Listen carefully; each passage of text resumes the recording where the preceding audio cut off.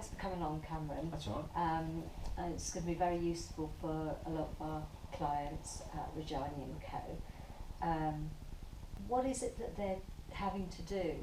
What I mean by auto-enrolling in I'm assuming they're providing a pension plan for their staff and for themselves if they're directors of the company. Yeah, very much. I mean, the key things is if they'll get what's called a staging date from the regulator that says by this date you have to have a qualifying pension scheme in place, and not all pension schemes are the same, and that's really where our advice is valuable in terms of making sure they get a qualifying pension scheme, and there's lots of rules and regulations about that. The old style pensions, company pensions, do not meet those requirements. And one of the main qualifying things is that there's no cost to that pension scheme, is that right? There's the actual cost to the employer, the cost to the employees has to be under a particular cap, and that cap is 0.75% of the funds annually. Right. That is the maximum cap. The IFAs or financial advisors arranging them are not allowed to earn a penny from the employees' funds.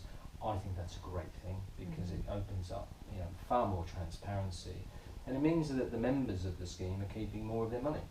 Yeah. Which is great. So then that's the point, that the purpose of the scheme from the government perspective. Absolutely, they want the best deal for the employees, and they also want schemes that are well run, and we're tending to see there's fewer and fewer but bigger and bigger schemes, and that economies of scale of these large schemes certainly offers the best deal for the employees as well. It's good news because the whole thrust of this is to help people live better in retirement. And with people living longer, it's essential, isn't it? Absolutely, and some employees, particularly when we do seminars, fear that is this going to replace the basic state pension? No, this will enhance and support the basic state pension. That is the drive of this. The basic state pension is not going anywhere. That will continue to grow. It's the strategy is that with these new reforms and the basic state pension, fewer people will have difficulties in retirement. That's the whole purpose. So it's a good idea. There's this huge pressure on employers to actually run the scheme from a nil standing start, not knowing what they're doing, to making sure they're compliant. So how do they go about doing that? Yeah, I mean the legislation is very, very complex, and it incorporates not just pension law but employment law, tax laws. Records have to be kept for 6 years. There's a whole lot of different things, and there's a whole lot of reporting that has to be done every pay period. That's where, yes, it's great to set up the right scheme, but then ongoing, that's when all the compliance really starts to kick in. This is the way with businesses, everything's becoming more and more complex, and really we're moving away from the actual operations because we've got so many other things that we have to do legally. We've got to run the payroll.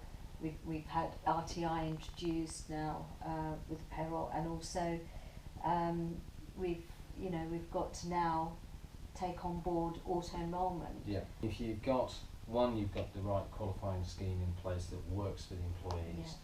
2, you've got the payroll integration with that provider that has all the compliance functions done as well. And 3, you've got someone like ourselves guiding and supporting, talking to employees that want guidance and advice, and managing the next phases within this legislation. You should be absolutely fine.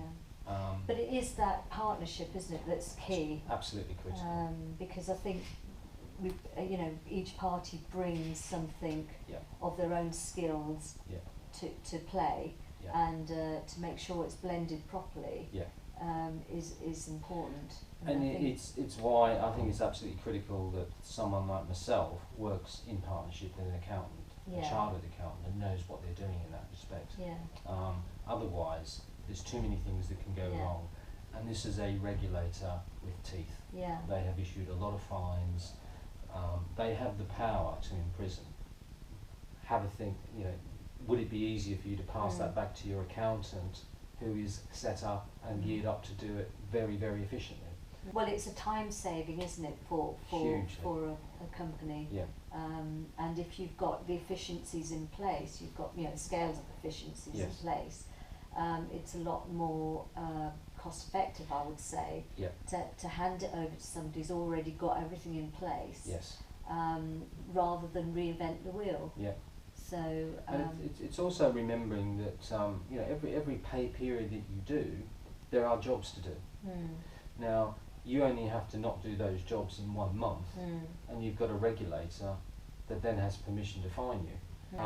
It's very easy in a busy business for things to get missed, for communication letters that have to go out on a certain date to not go out. What would you say to a company who has maybe say 10 employees, and they have to obviously advise their employees about the actual pension scheme? What sort of advice would you give them? What to say and what not to say? Well, they can't say anything really. That's the whole thing. The legislation is quite strict on what an employer can and can't say. The communication letters that have to be done in a prescribed way. In terms of, there is a opt-out option for eligible employees. They're not allowed to discuss anything to do with opting out with any employees. They would have to prove also that they had other things in place to make sure that didn't happen. So, for example, a lot of companies want our support purely to be the contact for any employee that wants to discuss opting out. Right. Because it's an unlimited litigation in terms of if they made a successful claim. It's tough, but I suppose in a way it's probably the best way for it to be put in place correctly. There's not one, any company that employs one person or more, you've got no choice. Yeah. There are some decisions a company has to make, as for example, do they stage on their staging date, or they can postpone for up to 3 months? Do they base their contributions on salary, or do they base it on what's called qualifying earnings? In terms of which provider they use, make sure they get a qualifying pension scheme. So there's a few decisions there to be made. Also, the legislation actually says, at phase 1, the company must pay 1%. And the legislation says that the total contribution must be 2%.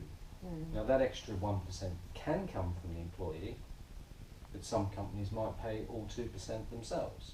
Yeah, so it's the decisions. It's the decisions they've got to make, which I suppose working with someone like yourself is we sort of say, look, these are the financial, these are how the numbers work if you do it one of these ways.